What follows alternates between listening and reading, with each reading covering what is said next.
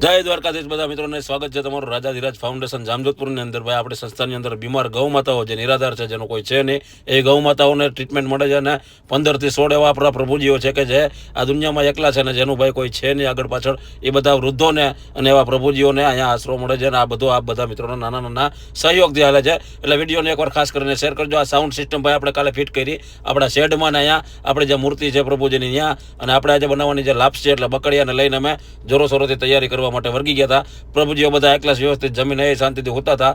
દાદા અહીંયા કસરત કરતા હતા, ભાઈ બેઠા હતા. વચ્ચેની તમે પરિસ્થિતિ જોઈ શકો છો. તા તો આપણા બે મિત્ર આવી ગયા ગરાંગિયા ને ભાઈ અક્ષય ડાંગર ભાઈ નાની દુનિયામાં મોટા નામો બે એવા કંઈ ઘટે નહીં. અને પછી બેઠા ઘડીક બધા ભાઈઓ વાતોચીતો કરી. આ બાજુ યોગેશ બેઠો હતો અને ઓલી બાજુથી આપણે ભાઈ લાપસી બનાવવાનો કાર્યક્રમ ચાલુ કરી દીધો હતો. રેગ્યુલર ભાઈ બીમાર ગૌ માતાઓને ખવડાવવા માટે રાજદાણ, ભૂસો, લીલું અને ઘણી બધી વસ્તુઓ છે જે રેગ્યુલર પરમિનન્ટ ખોરાક છે. એનો ખોળ, કપાસિયા, આ બકાલું, લીલું શાકભાજી, લાપસી ભાઈ લાપસીમાં આપણે એવા બધા પ્રોટીન નાખવામાં આવે છે જેથી ગૌ માતાઓને શરીરમાં રિકવરી ગાયો ઘા. એટલે લાપસીની ભાઈ આપણે તડામાર તૈયારીઓ હાલતી હતી ને બકડીઓ તો તમે જોયું છે આપણે થોડાક સમય પહેલા વસાવી લીધું હતું. બહુ મોટું બકડીયું છે. આ બાજુથી ભાઈ આપણા મિત્ર વર્ગી ગયા એ ભૂસું નાખવા એમાં અને પછી ધીરે ધીરે બધા મિત્રોએ લોટ હેકવાનો કાર્યક્રમ ચાલુ કર્યો. આ બાજુથી ચોકીઓને સાફ કરાવી અને ભાઈ બકડીયું મોટું છે એટલે એમાં એક જણો થાકી જાય એટલે ભાઈ 2 થી 3 મિત્રો વારા ફરતી વારા ભાઈ એક થાકી જાય તો બીજો આવી જાય ને બીજો થાકી જાય તો ત્રીજો આવી જાય. એવી રીતે ભાઈ 1 કલાકની મહેનતે ભાઈ લોટ શેકવાનો કાર્યક્રમ પૂરો થાય છે અને પછી આ બાજુ બાપુભાઈ ગોળનો ડબ્બો લઈને આવી જાય છે. હવે આપણે આમાં ગોળ નાખવાનો વારો આવી ગયો છે અને આ બધા મિત્રોને એટલી જ વિનંતી કે આપણી સંસ્થાનો એક દિવસનો ખર્ચો છે 4000 રૂપિયા. તો ફૂલ નહીં તો ફૂલની પાકડી અવશ્ય સહયોગ આપજો અને વિડીયોને શેર કરજો. પ્રભુજીને ભાઈ પહેલો થાળ લગાડી દીધો ને આ બાજુની સાઈડથી ગરમા ગરમ પરોઠા બનવાનો કાર્યક્રમ ચાલુ હતો.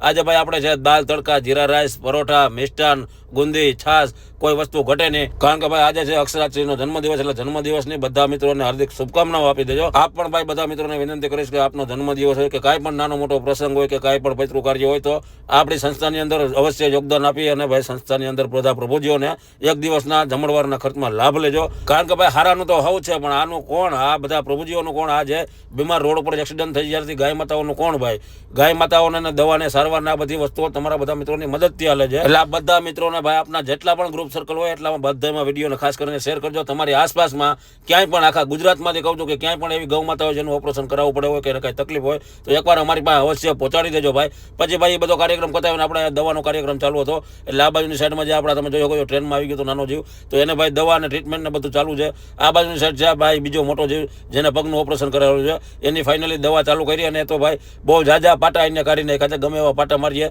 રહેવા નથી દેતો. પણ ફાઇનલી ભાઈ આ બધા મિત્રોનું કામ એક જ છે, વિડીયોને શેર કરજો. જે કાંઈ થાય એ સંસ્થામાં સહયોગ આપજો. જય દ્વારકાધીશ બધા ભાઈઓને, જય મા મોગલ.